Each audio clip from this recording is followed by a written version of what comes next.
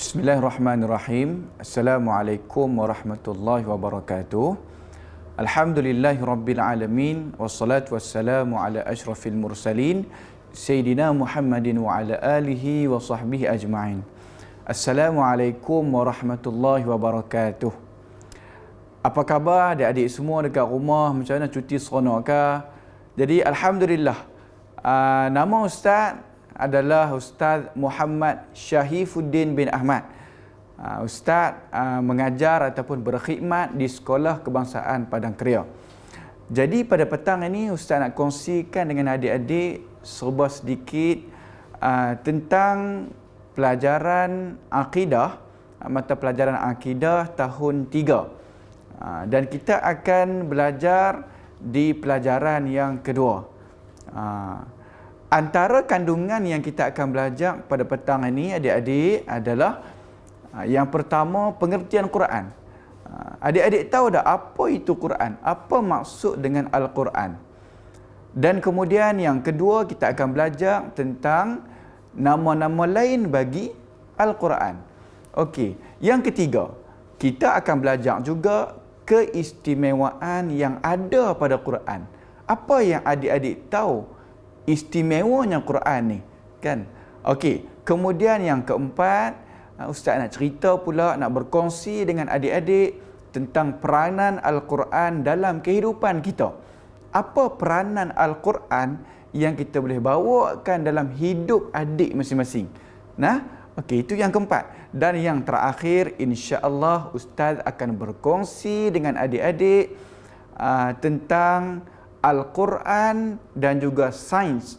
Apakah kaitan Quran dan juga sains? Adik-adik pun belajar kan sains di sekolah. Ada mata pelajaran sains. Jadi kita cuba nak kaitkan Al-Quran dengan sains. Okey, baik. Okey. Jadi apa yang kita nak daripada pembelajaran pada video kali ini? Ustaz nak cerita dekat sini apakah hasil daripada yang kita akan belajar pada petang ini. Okey, baik. Yang pertama kita nak kita ini tahu maksud Quran itu apa dia. Baik. Itu yang pertama. Yang kedua adik-adik, kita nak cerita kepada adik-adik apakah dalil ataupun adik-adik boleh tahu dalil penurunan Al-Quran itu. Okey, baik. Yang ketiga, Ustaz nak bagi tahu dekat sini hasil daripada apa yang kita belajar dekat sini, adik-adik ataupun anak murid yang dikasihi sekalian dapat menyenaraikan nama yang lain bagi Quran. Kan mungkin sebelum ni adik-adik cuma tahu Al-Quran ada satu nama saja. Tapi sebenarnya Al-Quran ada 5 nama. Ini antara apa yang kita nak dapat pada video kali ini. Okey. Okey, yang keenam, kita nak dapat apa daripada video pembelajaran kita pada petang ini? Okey, yang kelima adalah kita dapat tahu apakah keistimewaan Quran yang ada, supaya kita boleh ambil faedah daripada Quran itu sendiri. Baik. Yang keenam, hasil daripada apa yang kita belajar pada petang ini ataupun daripada video kali ini adalah kita dapat tahu bahawa Quran itu sebagai mukjizat yang agung yang diturunkan kepada Nabi kita, Nabi Muhammad sallallahu alaihi wasallam. Adik-adik tahu tak? Kitab-kitab lain yang diturunkan oleh Allah di muka bumi ni tak sama macam Quran. Quran ni Allah jaga sampai hari kiamat. Allah jaga, Allah takkan selewengkan, takkan biarkan orang lain seleweng Quran. Inilah mukjizat yang paling besar ada pada Quran yang Allah jaga. Baik. Kemudian yang keenam adalah kita belajar pada video kali ini supaya kita ini dapat senaraikan peranan Al-Quran dalam kehidupan seharian kita. Mungkin kadang-kadang kita buat sebelum ni buat sesuatu kan, kita makan, kita baca bismillah. Itu betul. Tetapi sebenarnya apa yang diajak dalam perbuatan seharian kita semuanya berpunca daripada Al-Quran salah satunya. Yang kedua adalah hadis Nabi. Jadi kita belajar petang ni sebab kita nak senaraikan peranan yang ada dalam Quran supaya kita boleh bawa dalam kehidupan hidup kita. Betul tak adik-adik? Kan? Okey, baik. Yang ketujuh, hasil yang kita dapat daripada apa yang kita belajar pada petang ini adalah kita nak menyatakan hubungan Al-Quran itu dengan sains. Yang mana Quran ni dah sebut lama dah. Tiba-tiba sains baru kaji, tengok-tengok, oh betul ya dengan apa yang disebutkan dalam Quran. Contohnya apa adik-adik? Allah sebut ada satu tempat di lautan yang mana ayak tu terpisah, ayak tawak dan ayak masin. Baik. Jadi insya-Allah itulah hasil yang kita nak daripada apa yang kita belajar pada petang ini. Jadi ustaz tak membuang masa, ustaz nak terus masuk kepada pengertian Al-Quran. Apa yang adik-adik faham tentang Al-Quran? Boleh tak sebut kan? Kalau kita boleh bercakap ni, ustaz nak tanya depan-depan ni. Apa yang dimaksudkan dengan Al-Quran? Okey. Al-Quran maksud dia adalah kalam Allah. Kalamullah yang bermukjizat yang diturunkan kepada Nabi Muhammad sallallahu alaihi wasallam melalui perantaraan malaikat Jibril. Adik-adik pernah dengar tentang malaikat Jibril? Malaikat yang mungkin paling terkenal di telinga kita semua, kan? Malaikat Jibril inilah yang menjadi perantaraan untuk menurunkan Al-Quran, iaitu kalamullah yang bermukjizat kepada Nabi kita Muhammad sallallahu alaihi wasallam. Okey. Cuba kita tengok apa yang Allah ceritakan kepada kita tentang penurunan Al-Quran. Firman Allah Subhanahu wa taala dalam surah Asy-Syu'ara. Kata Allah Subhanahu wa taala, A'udzu billahi minasyaitonir rajim. Wa innahu latanzilu rabbil alamin. Nazala bihir ruhul amin ala qalbika litakuna minal munzirin bilisanin arabiyyin mubin. Pernah baca ada ayat ni? Darjah 3 mungkin belum lagi masuk dalam silibus kita, kan? Okey, baik. Adik-adik cuba tengok apa yang Allah cerita di dalam Al-Quran tentang penurunan Al-Quran itu. Ustaz cuba terjemahkan kepada adik-adik. Kalau adik-adik fokus, adik-adik boleh apa? Boleh ingat dalam kepala kita, kan? Okey, baik.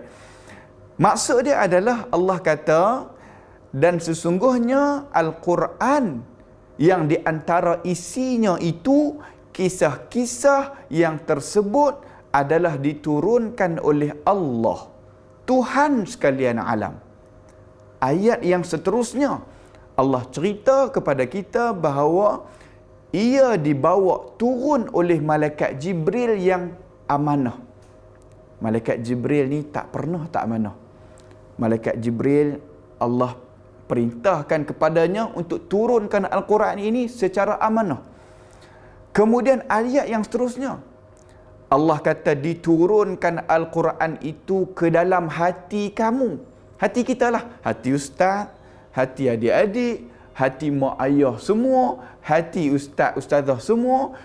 Quran itu Allah kata diturunkan ke dalam hati kamu supaya engkau, wahai Muhammad, menjadi salah seorang daripada pemberi ajaran dan amaran kepada umat manusia. Kemudian Allah sambung ayat yang terakhir. Allah berfirman, ia diturunkan dengan bahasa Arab yang fasih serta terang yang nyata. Itu maksud ataupun firman Allah tentang penurunan Al-Quran. Quran diturunkan dengan cara yang paling baik. Allah perintahkan malaikat Jibril, wahai malaikat Jibril, tolong turunkan Al-Quran baik-baik. Sebab kamu ni adalah malaikat yang beramanah, Allah cerita kan. Lepas tu Allah kata pula, Quran itu diturunkan ke dalam hati, mesti diserapkan ke dalam hati.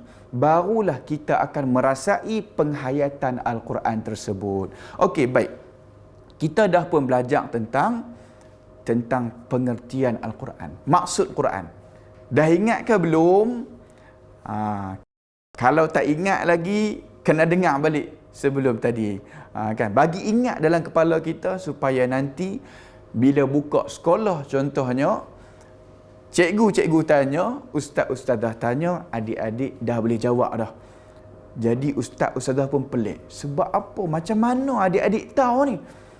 Lepas tu adik-adik pun cerita. Tengok video yang dibuat petang ini ataupun kali ini. Okey, baik. Ustaz pindah kepada tajuk yang seterusnya. Baik. Dalam Quran ada surah-surah yang dibahagikan oleh ulama. Surah-surah ni ada yang ulama letakkan dia surah yang utama. Antaranya adalah surah Al-Kahfi. Surah Al-Kahfi adik-adik. Dah hafal ke belum? Mesti tak hafal lagi kan. Ustaz dulu hafal surah Kahfi pun habis sekolah menengah baru hafal. Tapi kalau tak boleh hafal, kita baca banyak-banyak. Surah Al-Kahfi, surah yang disuruh oleh Nabi dalam sebuah hadis untuk dibaca pada hari Khamis malam Jumaat ataupun hari Jumaat. Kalau baca tu kelebihan dia banyak. Adik-adik boleh tanya dekat mak ayah ataupun ustaz-ustazah di sekolah adik masing-masing. Itu baru satu surah. 9 surah lagi, kalau boleh adik-adik cuba senaraikan. Tanya kepada ustaz-ustazah ataupun adik-adik buat latihan di rumah, tulis tajuk 10 surah yang terbaik dalam Quran, tulis. Antaranya Kahfi ke, surah Al-Ikhlas, Qul huwallahu ahad, Al-Fatihah mestilah kan. Al-Fatihah ni surah yang wajib kita baca dalam semayang. Semua dah boleh baca kan? Sebab ustaz mengajak tahun 1 pun dah boleh baca Fatihah, takkan tahun 3 tak boleh baca kan? Okey, baik. Kita pindah kepada bab yang kedua. Bab yang kedua adik-adik, ustaz nak kongsi dengan adik-adik nama lain bagi Quran. Adik-adik tahu tak? Ustaz sendiri pun dipanggil dengan banyak nama. Ini cerita sikit lah, 5 saat, 10 saat. Sekolah rendah orang panggil Ustaz Budin. Sekolah menengah Ustaz panggil Syah. Mai masuk U panggil Syahif. Nama banyak orang panggil. Tapi Quran pun ada banyak nama. Yang pertama yang disebutkan, nama yang lain bagi Quran yang pertama sekali adalah Al-Kitab. Al-Kitab. Sebab apa? Sebab Allah berfirman dalam Quran, Allah maksudkan Al-Quran itu nama dia adalah Al-Kitab. Cuba kita tengok apa yang Allah ceritakan kepada kita, kepada adik-adik tentang Al-Kitab. Okey. A'udzu billahi minasyaitonir rajim. Dalam surah Baqarah ayat yang nombor 2, yang mula-mula. Kata Allah Subhanahu wa taala, "Dzalikal kitabu la raiba fihi hudal lil muttaqin."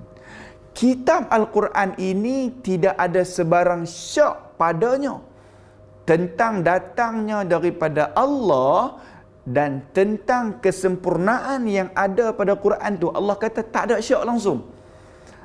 Dan ia pula menjadi petunjuk bagi orang-orang yang nak bertakwa. Orang yang nak bertakwa, Allah kata dia akan dapat petunjuk daripada Al-Quran. Jadi dekat mana yang kata nama Quran ni, nama lain bagi dia Al-Kitab? Zalikal kitab.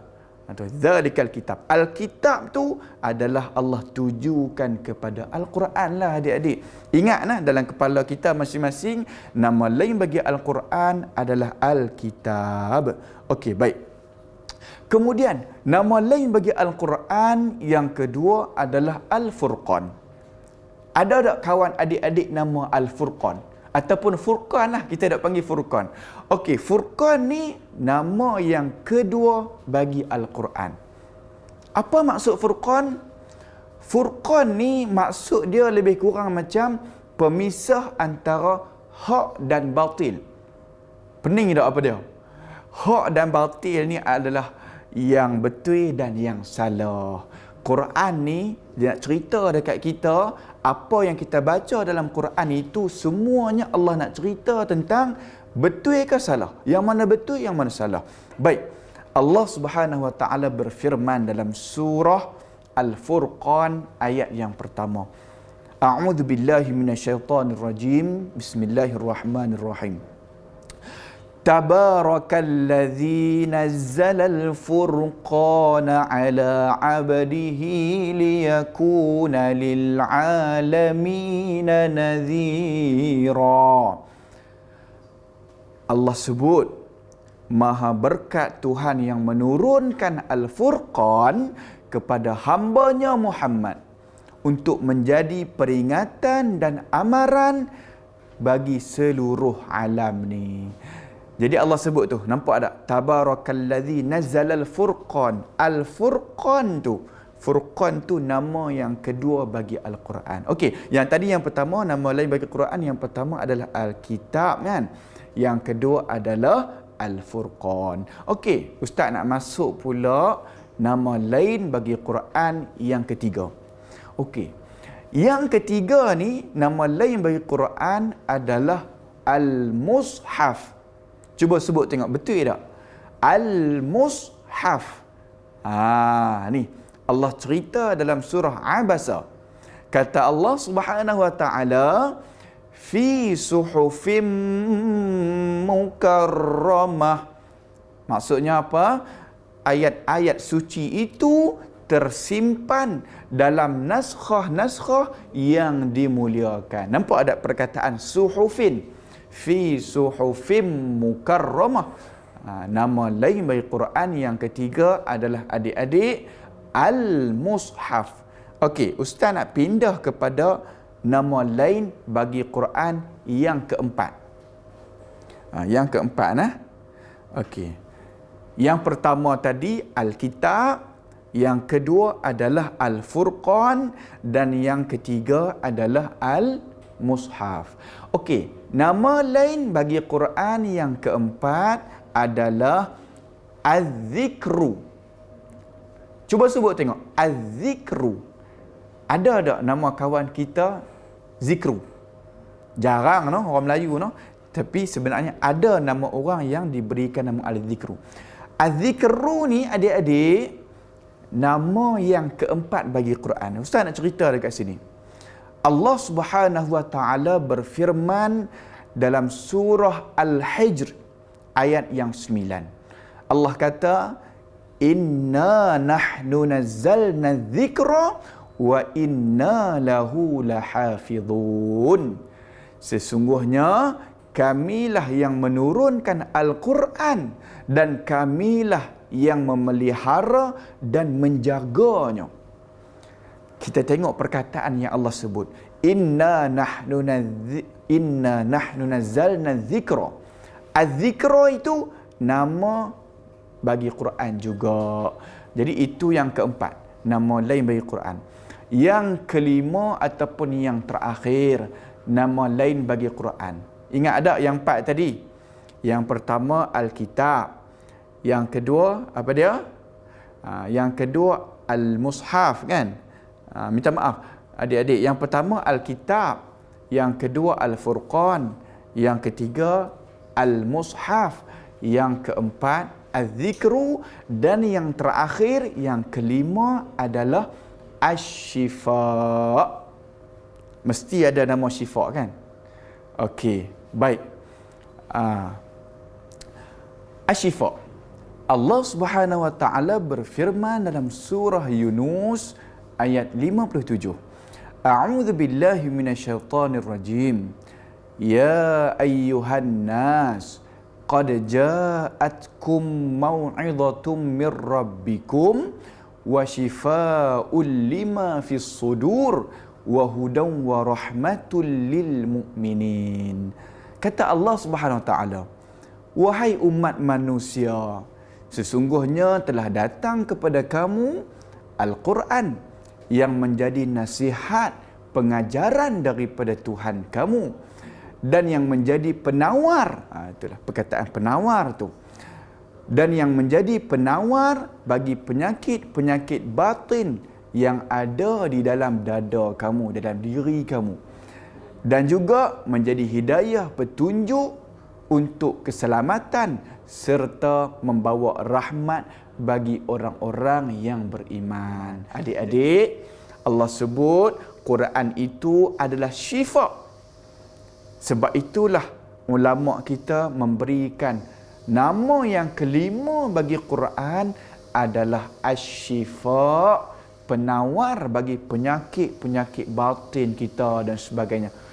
Jadi adik-adik, Ustaz rasa mungkin sampai di situ dulu. Jadi Ustaz minta kepada semua adik-adik supaya kita dapat ingat apa yang Ustaz kongsikan dalam video kali ini, supaya kita tidak ketinggalan dalam belajar. Nah adik-adik, kalau nak rajin, kalau nak berjaya, kita kena rajin. Jadi ingatlah Ustaz pernah kongsi tadi, yang pertama tentang pengertian Quran, yang kedua adalah nama-nama lain bagi Quran. Mudah je nak ingat. Ingat adik-adik? Okey, setakat itu dulu. Terima kasih banyak. InsyaAllah kita berjumpa lagi. Jangan lupa untuk jaga SOP masing-masing. Adik-adik duduk di rumah sahaja. Kurangkan pergerakan di luar dan sebagainya. Dan tolong kalau boleh adik-adik like video ni dan share banyak-banyak kepada kawan-kawan yang lain supaya kita semua boleh dapat manfaat. Jadi sekadar itu dulu. Assalamualaikum warahmatullahi wabarakatuh.